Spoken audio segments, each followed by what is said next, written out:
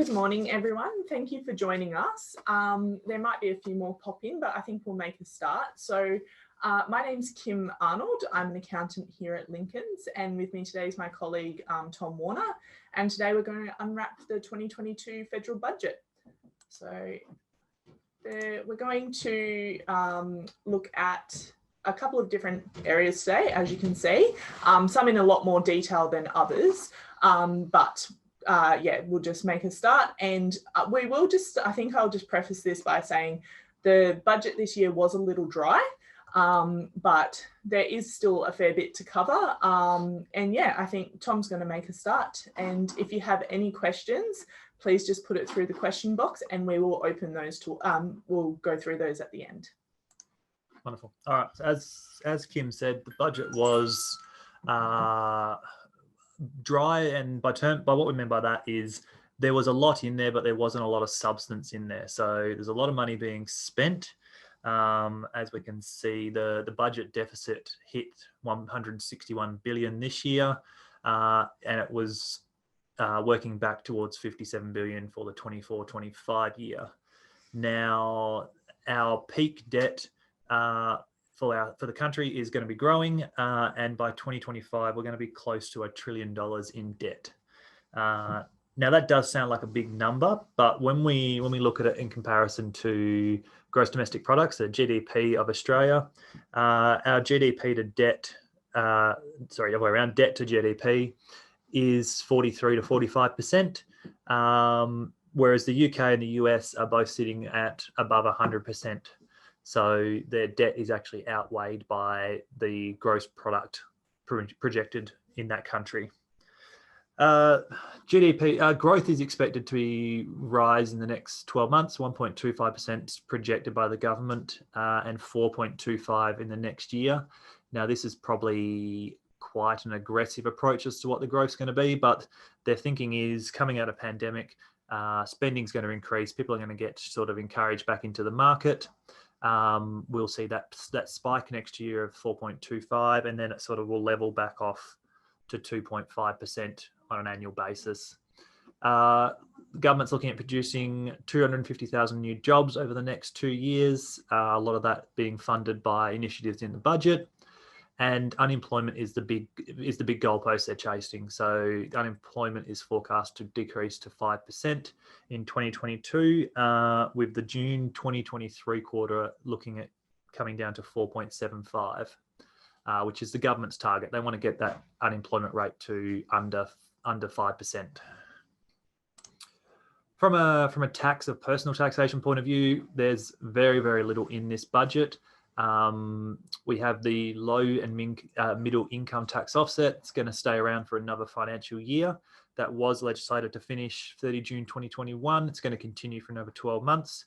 That's a maximum non-refundable offset of $1,080, which is all done via your income tax returns. We are going to see a modernisation of the tax residency rules. Currently, there's 4 tests and they are quite convoluted and very hard to navigate. Will be coming in line with most other advanced nations in terms of their residency rules, and it'll be a very basic test. If you're in Australia for more than 183 days, you'll be an Australian resident for tax purposes. And then the final thing for individuals is the removal of the self-education cost cap. So the first $250 of self-education costs, so study courses and such, were not tax deductible. They will become tax deductible. So from the first dollar you spend, you'll be able to claim a tax deduction for self-education costs.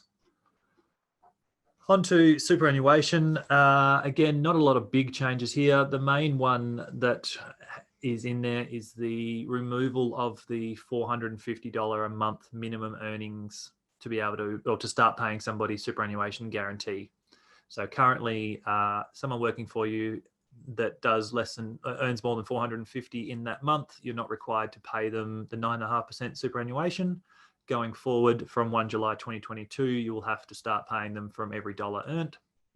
The downsizer scheme, so this is for people who are selling their main residence, looking to downsize and put up to 300,000 into super, is getting expanded from age 65 onwards down to 60 onwards. And this was a bit of a big one that the government sort of tried to flout a bit, was the work test being abolished for people aged 67 to 74.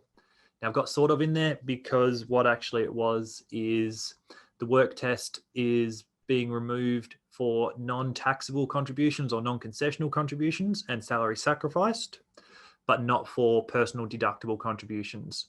So if you want to make a contribution to your super and claim a tax deduction for it, you will still have to pass the work test. All right, so next we're just going to have a look at what's going on with the business in the budget. So there's an extension of the asset write-off. So that is basically that rule that came in where any assets purchased for small and medium enterprises can be written off no matter the value. So that's actually now been extended to the end of the 2023 financial year. And in addition to that, the temporary clawback tax provisions have also been extended. So that's for companies where if you had made a profit in a previous year and you made a loss this year, you could go back and use those losses on prior year profits. So that's also been extended to the end of 2023. An interesting one is the patent box for startups. So this is definitely a very niche thing, but basically tax income derived for medical and biotech patents, they are going to have a concessional tax rate of 17% from July 2022. And that does kind of fit into the strategy that the government has to kind of boost Australia's like digital economy. In addition to that, startups are able to defer tax on employee share schemes. So again, that's just trying to get like entrepreneurs who, are, producing newer technologies. It's a way of them being able to get their employees more involved in the business so that they give more, and hopefully that kind of boosts the technology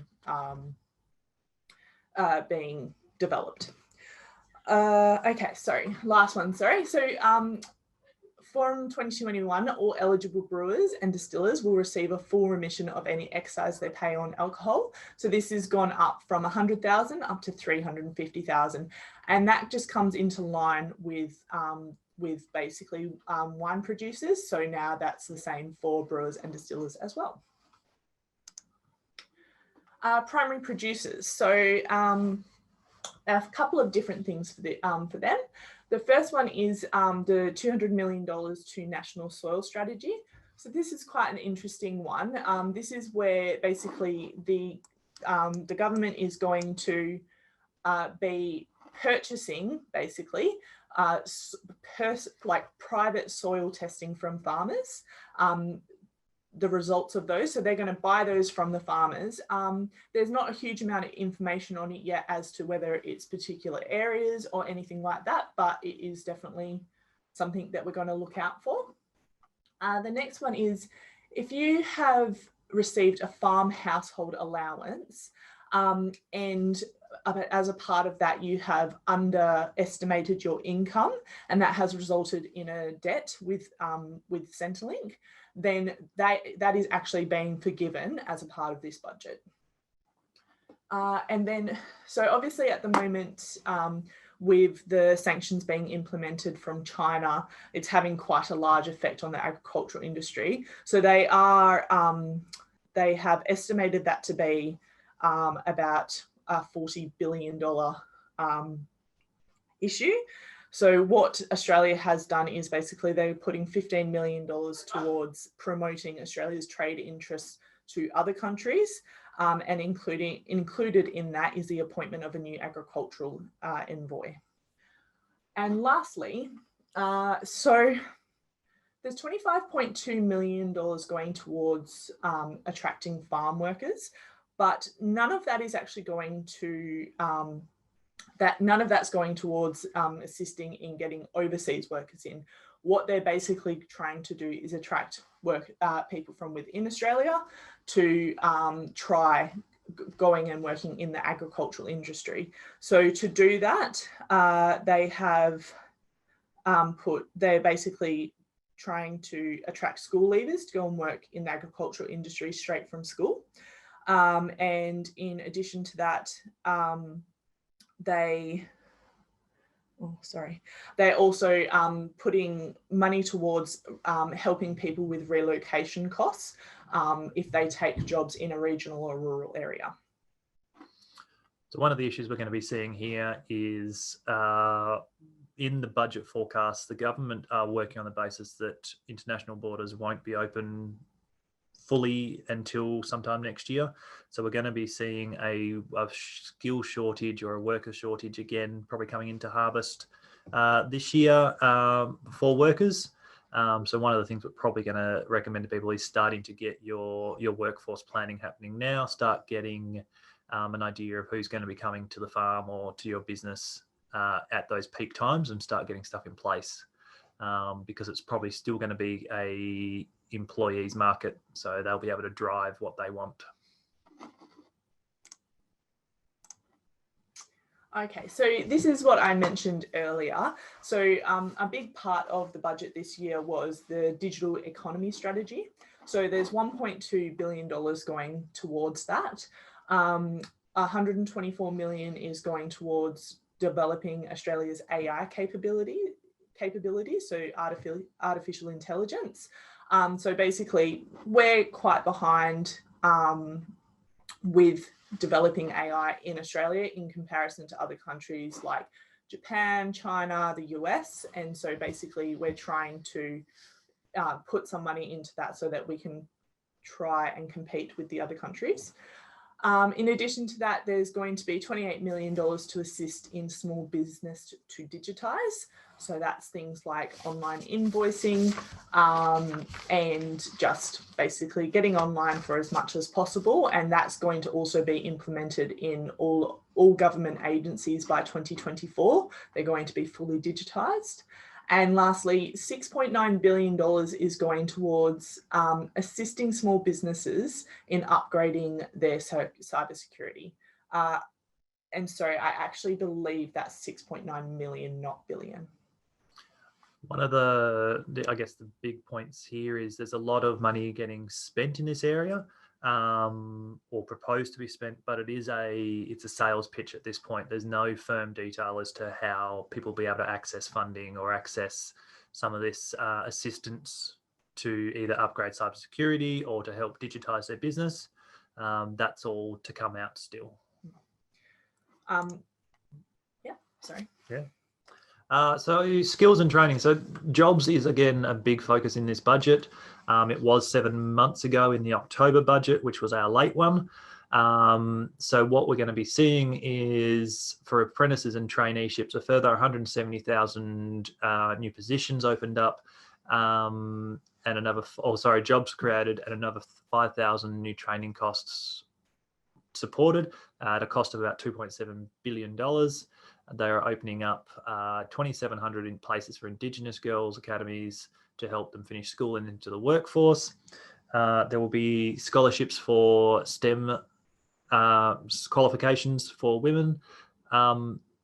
Most of the skill and training stuff that has been announced is to encourage jobs. The idea being get more people into the workforce, get more sort of production in the economy. Everyone pays a bit more tax personally, refund, paying back the government debt. So that idea of driving the unemployment rate down is getting targeted by a lot of these initiatives. The government has also actually said if none of these measures work or they don't work to the extent that they want them to, we may just spend again. So we could have another budget of spending towards skill and job enhancement. The other thing we're also seeing is an extension of the JobMaker hiring credit scheme, and there'll be more information coming out on that as the government get legislated on the new budget announcements. From an education point of view, so as we mentioned, the international borders are probably not going to be open fully until 2022. Now, this has already had and will continue to have a big impact on universities. Now, there's actually been no specific additional funding outlined for universities. And there has been some additional funding opened up for preschools to try and increase student numbers there. I think particularly from the East Coast, there's a lot more issues with trying to grow the numbers in preschools over there. But there is some education packages in there. It's not a big spend. It's more in the jobs and skills area than education, unfortunately. That's you. Oh yeah. Okay, so for families, so this one has been was put out early, so you may already be aware of this, but basically for families with more than one child, there is going to be additional childcare assistance. So basically at the moment, if you only have one child, you get, based on the amount of hours you work and the income you earn, you get a certain amount of hours per fortnight and a certain rebate allocated to that. The thing is that if you have a second child, you don't get any additional hours. And so this is to give an extra 30% of hours when you have more than one child. So that's going to start, that isn't going to start from 1st of July 2022, but then figures are actually showing it's going to have quite a substantial assistance to families with more than one child when they're trying to go back to work. And in addition to that, there is a cap at the moment of 10,560 per year, and that cap is going to be removed. All right, health. So obviously health with the pandemic is quite a big one this year. And, you know, Australia's COVID vaccine rollout has not been fantastic. So $1.9 billion is going to be invested into that over the next 5 years. And that's basically to help increase our production numbers of the vaccine, and also to create more hubs to get more people getting those vaccines much quicker. But you can also kind of see that, being that the funding is for the next 5 years, this is still a long-term project that the government is foreseeing. In addition to that, the NDIS, so the National Disability Scheme, that is going to receive a further $13.2 billion over the next 4 years. A big focus, or a focus of discussion in the budget, was mental health and suicide prevention in a number of different areas. But yeah, so there's $2.3 million going towards mental health services and suicide prevention. That's going to be more headspace centres for people under the age of 25. But in addition to that, there's kind of been a lot for the younger people. So, and they've seen that, you know, mental health doesn't just stop at 25, and there needs to be more help for people over the age of 25. So that is where they are now going to create a national network of 40 new head to health centres for people over the age of 25. In addition to that, just kind of going from the suicide prevention side of things, there was money put forward for based on the Royal Commission that's currently just been opened into defence and veteran suicide. So basically there's going to be that Royal Commission, and then from those findings, that's going to assist in the establishment of a permanent national commission to proactively deal with this quite big crisis. A National Suicide Prevention Office is also going to be established. And lastly, there's also going to be $878 million go towards reducing the costs of more items on the PBS. And that's basically current items, but also additional items that will be added. On top of the money towards suicide prevention, there also will be a development of a universal care system for those who are discharged from hospital after attempting suicide. So anyone anywhere in the country will receive the same post-discharge services. I think it's 3 months of check-ins and assistance for that person, and that's being funded in this budget also. Aged care. So earlier in the year, the Aged Care Royal Commission was finalised, and that was basically based on the quite severe issues of quality and safety within aged care homes. So they've put $17.7 billion towards that to directly assist in the findings and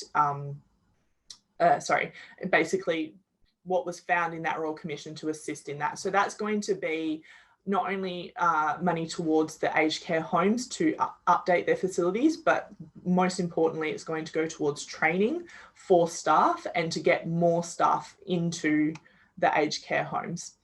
In addition to that, there's going to be funding of a further 80,000 home care packages. So that's basically to try and keep people at home longer with assistance. So that assistance can be people coming to the home, but it's also updates to the home so that it's safe for them. And that brings the number of home care packages up to 250,000. For the aged care homes, they are actually going to receive an additional payment of $10 per day per resident, and that is going directly to the aged care home based on their numbers.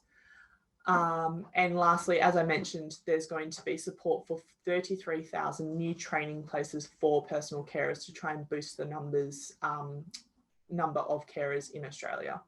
Some of the commentary from the aged care industry is this is a great step in the right direction. They potentially would have liked a bit more clarification as to the qualification of this support for the new training places. So, certain levels to be trained up.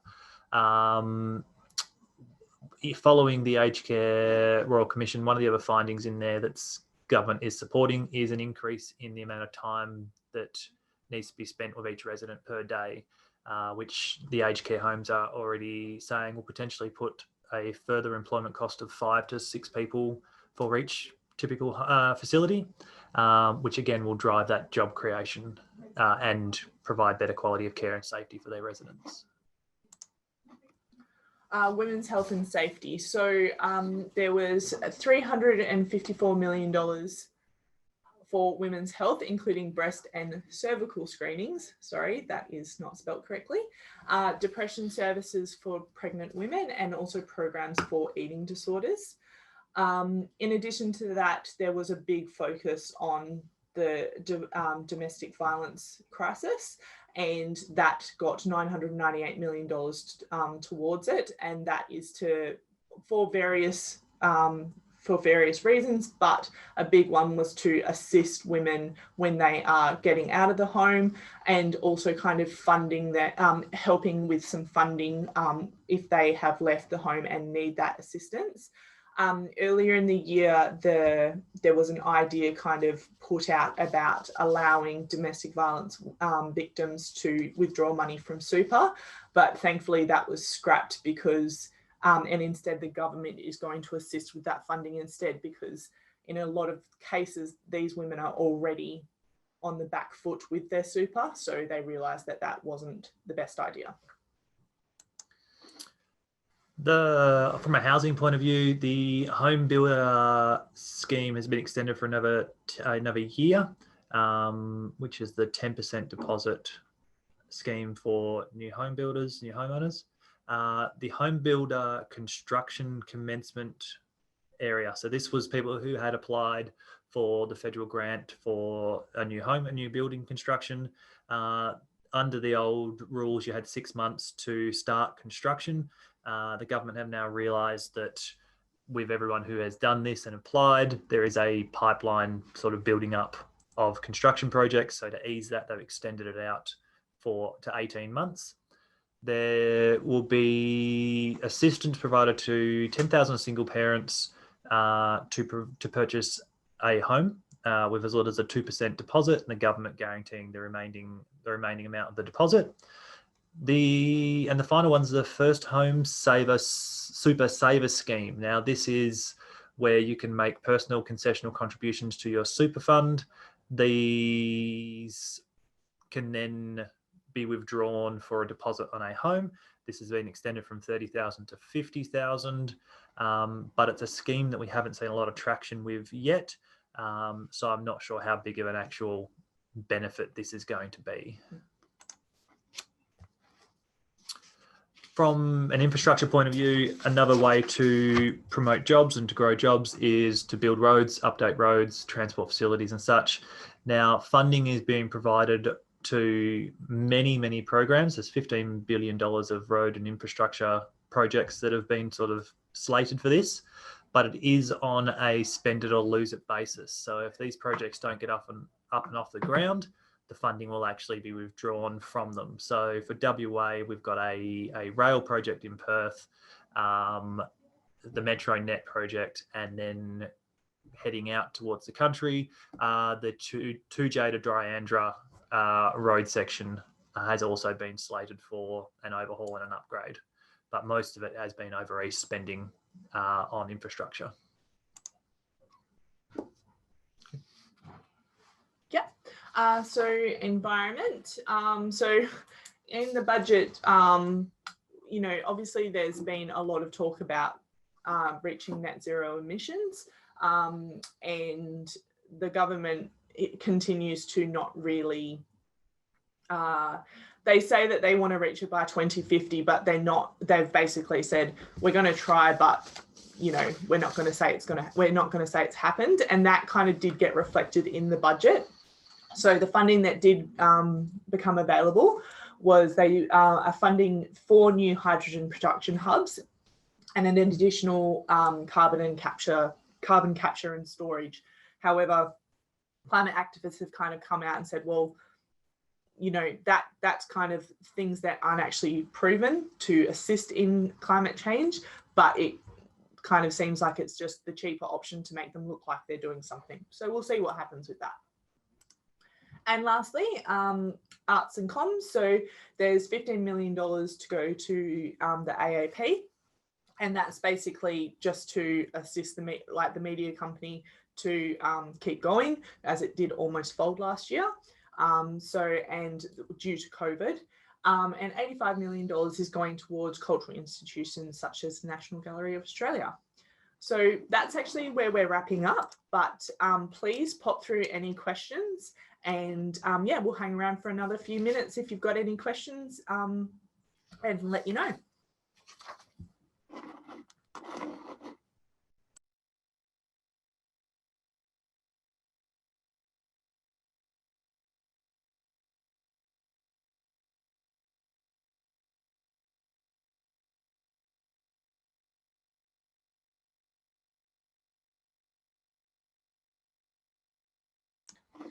Sorry, I just thought I'd pop back on just if there are any questions.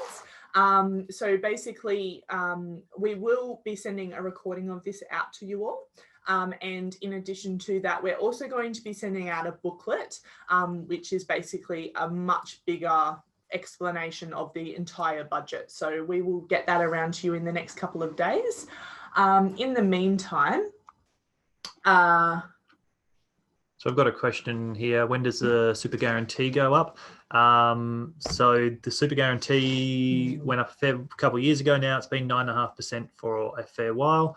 As far as I'm aware, it was going to 10% 1 July 2021. Sorry, yep. coming year, and then it will slowly progress by 5.5% every year until we reach 12%.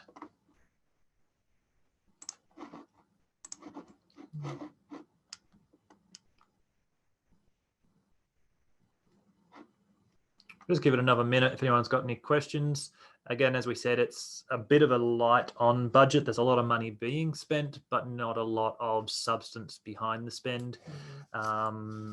It's been sort of spoken as a bit of a sales pitch budget, a bit of a shotgun approach to try and encourage the economy to get going again. But the government was also in the position to actually do it mostly bolstered by the iron ore prices, which was even mentioned in the Treasurer's speech on budget night. Quite interesting. All right, well, we'll let you all get back to your day. as Kim said, this stuff will be sent around in the next day or so. Any questions that do come up, feel free to contact us at any time, and hope you have a good rest of your day.